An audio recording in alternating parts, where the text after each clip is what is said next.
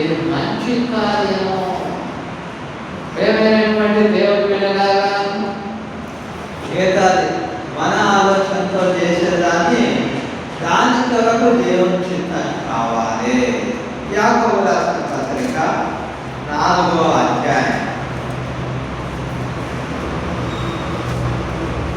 4వ అధ్యాయంలో 13వ వచనం నుండి చూస్తే, నేనైనను రేపైనా ఒకానొక పట్టణమునకు వెళ్ళి అక్కడ 1 సంవత్సరం నుండి వ్యాపారం చేసి లాభం సంపాదించను రండి చెప్పుకొని వారారా, రేపేమి సంభవించునో మీకు తెలియదు.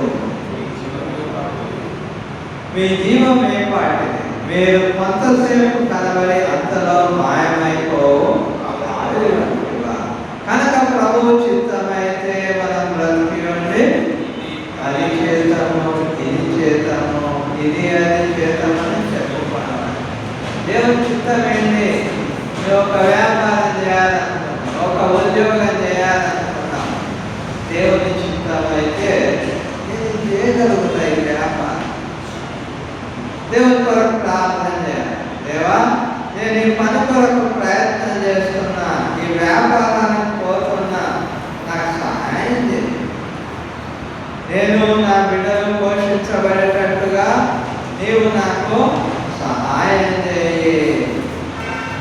అదేవిధంగా మరి ప్రియమైనటువంటి దేవుని బిడ్డలారా, రేపేమి జరుగుతుందో మనకు తెలియదు. కాబట్టి ప్రభువా, సహాయం చేయి, చిత్తమైతే నీ చిత్త ప్రకారంగా చేయి. దేవుని చిత్తం ఉన్నది ఏ విషయంలో? ప్రతి వాడు కష్టపడి పని చేయాలి, అది దేవుని చిత్తం. 128వ కీర్తనలో ఏమన్నా దయచేసి చదవండి.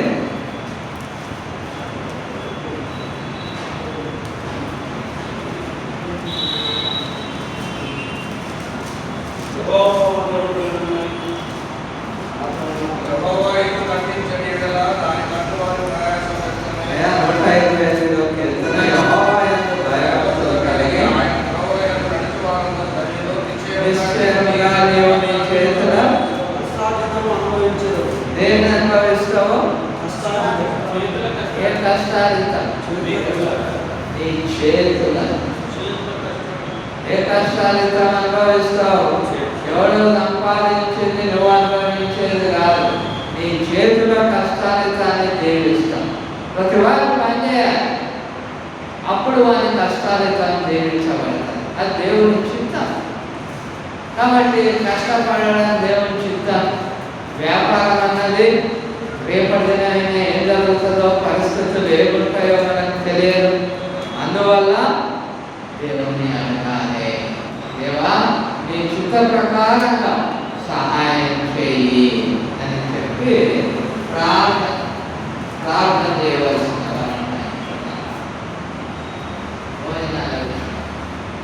కాబట్టి ప్రియమైన దేవుని బిడ్డలారా, దేవుని చిత్తం ఉన్నది. మంచి పనుల కొరకు ఎప్పుడు దేవుని చిత్తం. దేవుని దాసులైన ప్రతి ఒక్కరు ఈ రోజులలో మనం నేర్చుకోవాల్సింది ఒక చర్చ్ బిల్డింగ్ అన్నది ఉండాలి. మన పని నిలబడాలి అంటే చర్చ్ బిల్డింగ్ పోతుంటారు, ప్రజలు వస్తుంటారు. నువ్వు కట్టినవు కానీ అందరు తప్పిపోయేది అంటారు, రాదే అంటారు, రాయాలన్నారు. ఎవరు వస్తలేరు, అందుకే అమ్ముకున్నాడు. అప్పుల బాధ ఎక్కువై అమ్ముకుంటాడు కానీ ఎవరు వస్తలేరు. ఎవరు వస్తే మీరు రాకుంటే కొద్దిమంది వస్తుంటారు. సంఘం బైబిల్లో మనం గమనిస్తే ఎప్పుడైనా పెరుగుతుంది, పడుతుంది, అది సహజము. కాబట్టి ప్రేమైన దేవుని బిడ్డలారా, దేవుని పని కొరకు దేవుని చిత్తం. రాబోయే దినాలు కష్టతరమైన దినాలు, ఇంకా కష్టతరమైన దినాలు వస్తాయి. స్థిరంగా నిలబడాల్సి వస్తుంది. దేవుని దాసులమైన మనం అందుకొరకు ఒక సంఘం నిలబడాలంటే ఒక చర్చ్ బిల్డింగ్ అవసరం. ఏరియా కూడా ప్రయత్నం చేస్తాం. అసలు పునాదుల వరకు చేసే బేస్మెంట్ వరకు ప్రతి ఒక్కరు అట్లా చేయాలి. చేస్తే, కష్టపడి చేస్తే దేవుని దీవెన, ఆశీర్వాదం దేవుని పని నిలుస్తుంది.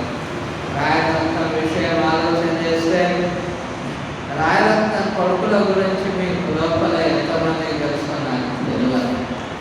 రాయరత్నానికి కొడుకులు ఉన్నారు, కానీ కొడుకుల అనారోగ్యాన్ని బట్టి ఆయన కొడుకులు సమస్యగా ఉన్నారు. అందరికీ ఏమంటారంటే, నేను రాత్రి చేస్తే నా కొడుకు జరుగుతాడు. అందరు కొడుకులు అట్లా చేరుకోరు. ఒకటి. రెండవది, ఆరోగ్యం లేని పిల్లలు. వినోదేమో సరిగా ఆరోగ్యం లేదు, రాయరత్నానికి అంతంత ఆరోగ్యం. ఆయన ఉన్న పావు ఎకరం భూమి అమ్మడానికి సిద్ధం. ఎంత ఉంది? పావు ఎకరం. పావు ఎకరాన్ని అంటే 10 గుంటల భూమిని అమ్మేసి దేవుని మందిరం అయితే ఉండాలి ప్రయత్నం. అది దేవుని ప్రేమ. మన పరిస్థితులు బాగుంటే, అన్ని బాగుంటే నేను దేవుని సేవ చేస్తానని కాదు. లేదా ఏమో నేను ప్రయత్నం చేస్తున్నా కానీ అయితలేదు, దేవుని చిత్తం కాదేమో అని అనకూడదు. మంచి పనికి ఎప్పుడు దేవుని చిత్తం, సువార్త పనికి ఎప్పుడు దేవుని చిత్తం. ఒక దగ్గరికి రమ్మంటారు, అయ్యా దేవుని చిత్తం అయితే వస్తా అని నేను అంటా. ఎందుకొరకు?